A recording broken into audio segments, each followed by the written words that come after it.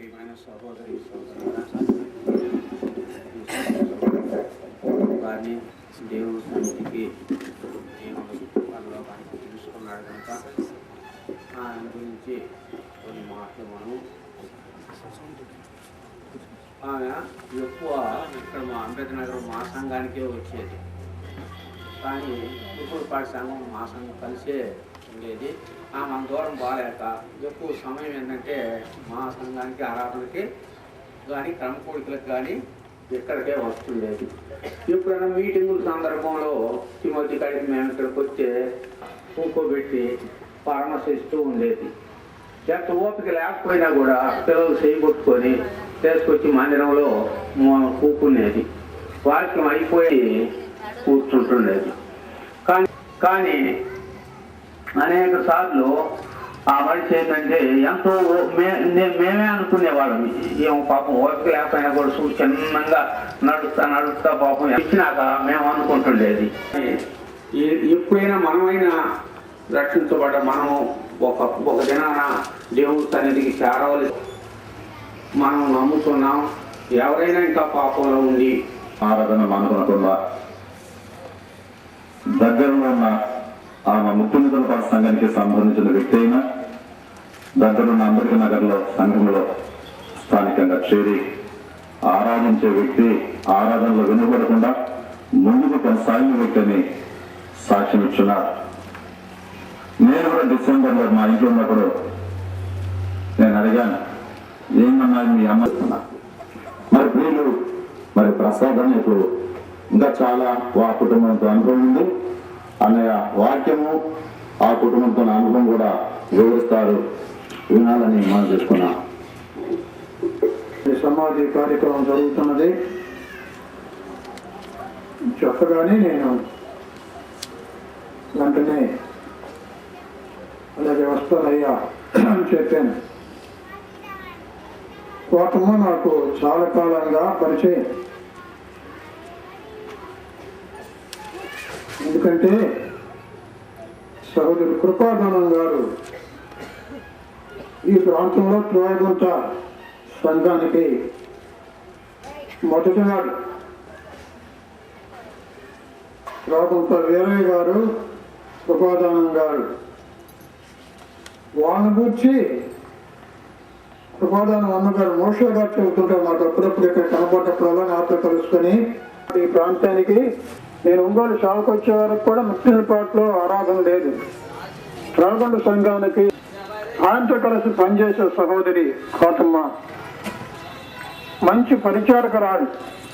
చెప్పాలంటే దేవుని పని విషయంలో కృపాదానానికి ముందుకు నడిపించేది 5 ఏళ్ళు అవుతుంది. 53లో రక్షించబడ్డాను. నాకంటే ముందున్న వాళ్ళు మా అన్నయ్య ద్వారా నమ్ముకొని ఇక్కడ సంఘం ప్రారంభమైన తర్వాత నేను ఒంగోలుకు వచ్చాను. 56లో నా వివాహం అవుతాడు. ప్రభువుని నమ్ముకొని విశ్వాసి జీవితం జీవించిందని చెప్పవచ్చు. 70 ఏళ్ళకు పైగా బ్రతికిందాన్ని. ఒకవేళ నాకంటే కొంచెం వయసులో తక్కువైనా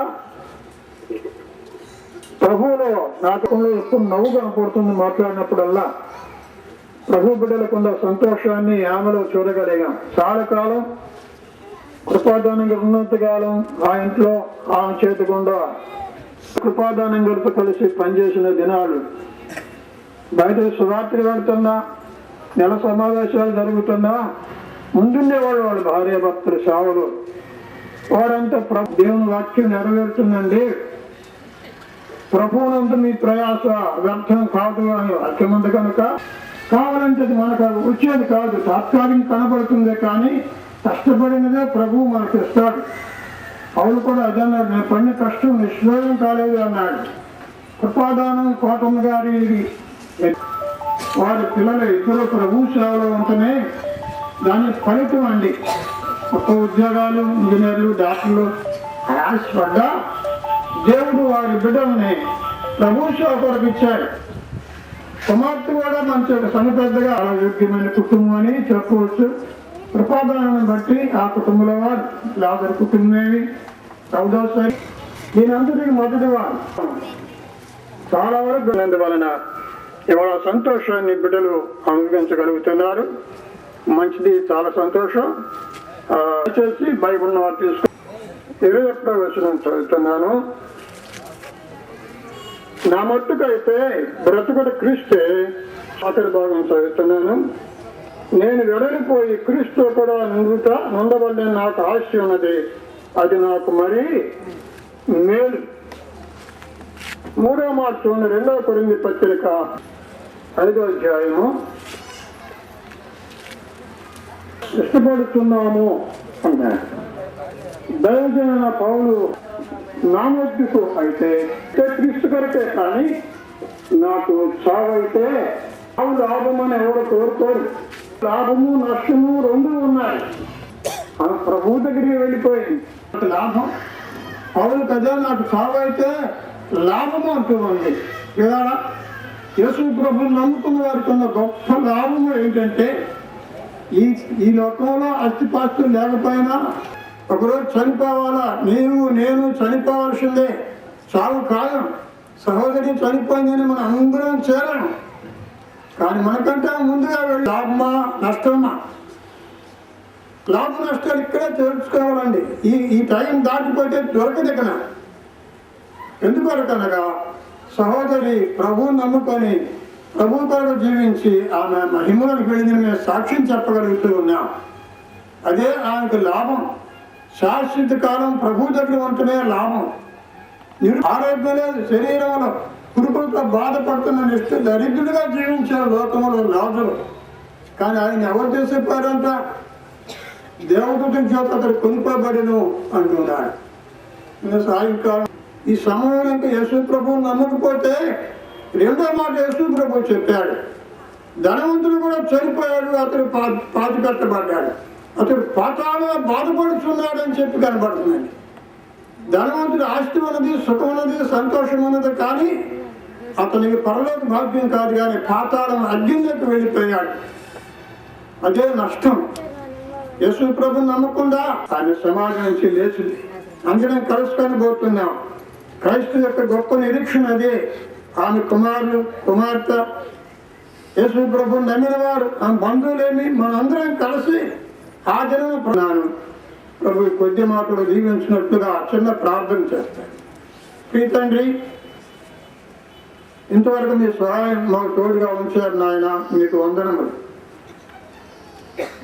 మా ప్రియ సహోదరి కోటమ్మ నిన్ను నమ్ముకొని చాలా కాలంగా ఆమె విశ్వాసంతోనే జీవించింది తండ్రి. తన విశ్వాసాన్ని కాపాడుకున్నది. ముందుగా నీ దాసు కృపాదానం గారు, వీరయ్య గారు అని విన్నా. నేను విన్నది ఏంటంటే, వారి అత్తమ్మ గారు ప్రిస్కిల్లే పరిచయం ప్రారంభించిందని నేను విన్నాను మొన్న రాత్రి. అది ఎలా తెలిసిందంటే, ఎస్ ప్రభుదాస్ గారు అంటే ప్రభుదాస్ రెడ్డి గారు 1985వ సంవత్సరంలో గుడిపడి వచ్చినప్పుడు ఆయన చెప్పాడు, అమ్మా మీ ఇంటికి మేము మొదటికి వెళ్ళినప్పుడు గోధుమ రొట్టె చేస్తున్నారు, ఆ గోధుమ రొట్టె ఎలా చేయాలో నాకు తెలియదు, నూనె పోసి పిండి తీసుకుంటే నేను 2 సార్లు చావాలి ఆరిపోని అగ్నిలో, యుగ యుగాలు కాలాలి, ఒక్కసారి జన్మిస్తే 2 సార్లు చావాలి ఆరిపోని అగ్నిలో, యుగ యుగాలు కాలాలి, క్రీస్తులో జన్మిస్తే 2వ మారు స్వర్గానికి ఆయనతో వారసులవుతారు. క్రీస్తులో జన్మిస్తే 2వ మారు స్వర్గానికి ఆయనతో వారసులవుతారు. దీపముండగానే ఇల్లు చక్కబెట్టుకో, ప్రాణముండగానే నీవు ప్రభుని నమ్ముకో. మనిషై పుట్టినవాడు మహాత్ముడైన మరల మట్టిలో కలయవలయురా. తీసుకొని పోలేరు పూతిక పుల్లైనా, ఇలా సంపాదన వదలవలయురా. ఇలా సంపాదన వదలో నీ ఆత్మకు స్వర్గమో నరకమో నిర్ణయించు సమయమిది, కళ్ళు తెలుసుకో. నీలో నీ ఆత్మకు స్వర్గమో నరకమో నిర్ణయించి నీవు ప్రభుని నమ్ముకో. లాభముండగానే ఇల్లు చక్కబెట్టుకో, ప్రాణముండగానే నీవు ప్రభుని నమ్ముకో. మట్టిలో కలయవలయురా, తీసుకొని పోలేరు పూసిక పుల్లైనా, ఇలా సంపాదన వదలవలయురా. మీ అమూల్యమైన నామనకు వందనములు స్తోత్రములు సమర్పించుకుంటున్నాం నాయన. మరి ప్రభా, మరి మీ దాసుడు కృపానందం గారు మీ యందు విశ్వసించి నాయన మరి మీ సేవ చేసి మా ప్రభా ఆయన మీ యందు నిద్రించి ఉన్నాడు. మా ప్రభా మరి ఆయన సహకారినైనా ఈ సోదరి కోటమ్మ గారిని ప్రభా నాయన మీరు రక్షించి మా ప్రభా తన బిడ్డలను ప్రభా మీలో పెంచి నాయన మరి చక్కటి విశ్వాస జీవితం జీవించి మా ప్రభా మరి మీ యందు నిద్రించి ఉండగా నాయన మీకు స్తుతులు చెల్లించుకుంటున్నాం. మరి నాయన ఆమె మాకు ప్రభా నాయన మాదిరికరమైన జీవితం ప్రభా జీవించి ప్రభా నాయన ఆమె మీ యందు ప్రభా నిద్రించి నాయన మేలు పొందిన ప్రభా శరీర బాధలు ఆమె వదిలి ప్రభా మీతో ఉన్న కోటమ్మ గారిని గురించినటువంటి సంగతులు ఎరిగిన సహోదరులు దైవజనులైన వారు వారి విశ్వాస జీవితాన్ని గురించి,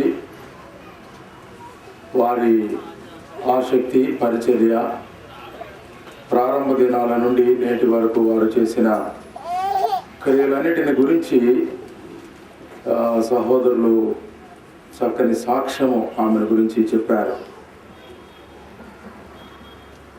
వారు చెప్పిన సాక్ష్యమే కాకుండా ఆమె జీవితం ద్వారా కలిగినటువంటి పరిచర్య ఫలితం వారి బిడ్డల కుటుంబాల వారి జీవితాల అవే నిదర్శనం. పరిచర్య విధానమే ప్రభు పనిలో వారికి ఉన్న ఆసక్తి. వారు ప్రస్తుతం ఉన్నటువంటి ఆ స్థితిగతులు చూసినప్పుడు ముందున్నటువంటి వారి యొక్క ప్రభు పని పట్ల వారి ఆసక్తి ఏమిటో దాని ఫలితం ఇప్పుడు నిదర్శనంగా కనబడుతోంది. దైవజనులు జ్ఞాపకం చేసినట్టు కుమారుడు తిమోతి దేవుని సేవకుడుగా, అలాగే డాక్టర్ కోర్స్ చదివిన కేరీ దేవుని సేవలో పరిచర్యలో, అలాగే కుమార్తె కరుణమ్మ వారి కుటుంబం భర్త గారు టీచర్గా ఉద్యోగం చేస్తున్న ఒక సంఘాన్ని నడిపించేటువంటి పెద్దలు ఒకరిగా, బాధ్యత కలిగినటువంటి వారిగా, అలాగే వారి కుటుంబ సభ్యులు అందరూ మనం జాగ్రత్తగా గమనిస్తూ ఉంటే ఏదో ఒక సంఘంలో ప్రముఖమైన పాత్ర, బాధ్యతాయుతమైనటువంటి పనులు కలిగిన వారుగా వారు ఉండడం అనేది మనం గమనిస్తూ ఉన్నాము. ఇది ప్రార్థన ఫలితమని, పరిచర్య ఫలితమని దైవజనులు చెప్పగా మనం విన్నాం. అందుకే ప్రసంగి గ్రంథకర్త ఈ మాటలు రాశాడు. ఒకని జన్మదినము కంటే మరణ దినమే మేలు, విందు జరుగుచూ ఉన్న వారి ఇంటికి పోవుట కంటే ప్రలాపించుచూ ఉన్న వారి ఇంటికి పోవుట మేలు. ఏమిటి కారణం అని అంటే, బ్రతికి ఉన్నవారు ఈ మరణాన్ని మనసులో పెడతారు. బ్రతికి ఉన్నవారు మరణమును మనస్సులో పెట్టాలి. మరణము మన గమనంలో ఉంది కానీ, మన జ్ఞానానికి తెలిసిందే కానీ మనస్సులో పెట్టేది కాకుండా ఉంది. మనుషులు మరణాన్ని గురించి మనస్సు పెట్టడం లేదు. మనస్సు పెట్టే పని అయితే సృష్టికి విలువగలది. యెహోవా భక్తుల మరణము ఆయన దృష్టిలో అది విలువైంది. అందుచేత భక్తుల మరణముల గురించి మాట్లాడుకోవాల్సి వస్తే ద్వారా, రక్షించబడుట ద్వారా, అమరత్వాన్ని పొందడం ద్వారా, అక్షయతను సంపాదించుకునడం ద్వారా దేవుని దృష్టిలో మానవుని యొక్క మరణం విలువైనదిగా తయారైంది. మానవుని మరణము, రక్షించబడిన ఒక వ్యక్తి యొక్క మరణము అది దేవుని దృష్టిలో చాలా విలువైంది. దేవుని దాసులు మనకు ముందుగా చెప్పినట్టుగా ఆయన దాసురాలు కోటమ్మ గారు ప్రభువును నమ్మి విశ్వసించి తన జీవితాంతం వరకు ఆరాధనలో పాల్గొంటూ ప్రతి కూటానికి హాజరవుతూ నిన్న మధ్యాహ్నం కూడా నడుస్తూనే మాట్లాడుతూనే ఎలాంటి మంచాన పడి ఇబ్బంది పడి ఏమైనా గలిమిలైనట్టుగా కొంత అనారోగ్యత ఉన్నది యథార్థమే కానీ నడుస్తూనే తిరుగుతూనే మాట్లాడుతూనే తన పనులు తాను చేసుకుంటూనే ఈ లోక యాత్ర ముగించుకొని ప్రభు యొక్క పిలుపుని అందుకొని వెళ్ళిపోవడం. జనులు లోకంలో చెప్పుకుంటారు, ఎంత మంచి సాగు వచ్చిందిరా అంటుంటారు. మంచాన పడకుండా చచ్చిపోతే జనం దృష్టిలో ఏం సాగు? మంచి సాగు. జనం కూడా కోరుకుంటారు, మనుషులు కూడా కోరుకుంటుంటారు, నేను మంచి సాగు సాగాలయ్యా అని కోరుకుంటారు. మరణిస్తే అది దేవుని దృష్టిలో విలువైన మరణము. Death is a reality. మరణము అనేది ఆ యథార్థతల గురించి మాట్లాడుకోవడానికి మనకు అంత ఇష్టం ఉండదు, కానీ ఎవరైనా జన్మించారు అని చెప్పుకోవడానికి మనం ఎంత సంతోషపడతాం, ఎంత తొందరగా చెప్తాం. హార్ట్ అటాక్ ఉన్న ఒక వ్యక్తితోటి ఒక మరణ వార్త చెప్పాలంటే కొద్దిగా ఆలోచన చేస్తారు కదండి. ఆ నిదానాన్ని చెప్తాం, తొందరపడొద్దు అంటుంటారు. భయపడరు. అబ్బాయి పుట్టాడు, అమ్మాయి పుట్టింది చెప్పుకోవడానికి ఎంతో సంతోషం. Birth is reality, no doubt death is also reality.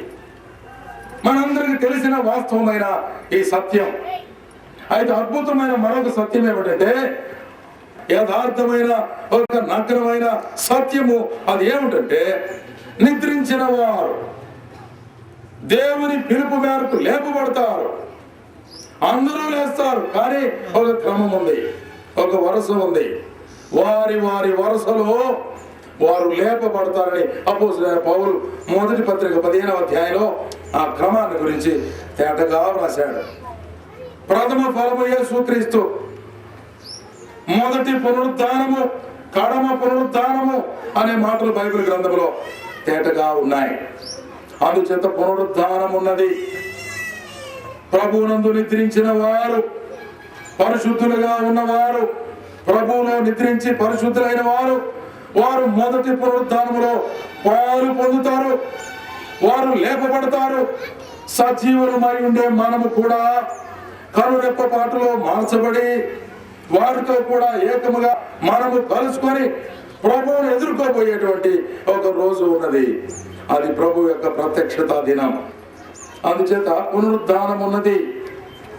Kotamma గారు చనిపోయింది అంతే యథార్థమో, కోటమ్మ గారు తిరిగి లేచేది కూడా అంతే యథార్థం. ఈ మాట చాలా మంది నమ్మటానికి కొంచెం కష్టంగా ఉంటుంది. ఎవరికి ఈ మాట కష్టం? యేసు ప్రభువుని నమ్మిన వాళ్ళకి ఈ మాట కష్టం. నమ్మిన వారందరికీ తేటగా అర్థమయ్యేటువంటి మాట ఏమిటంటే, జన్మ వారి వెంట పోవచ్చు ఉన్నవి, ప్రభువునందరి మీ ప్రయాసము వ్యర్థము కాదు అనేటువంటి మాటల యొక్క భావం ఇక్కడ మనకు కనబడతా ఉంది. వారి క్రియలు వారి వెంట పోవచ్చున్నవి.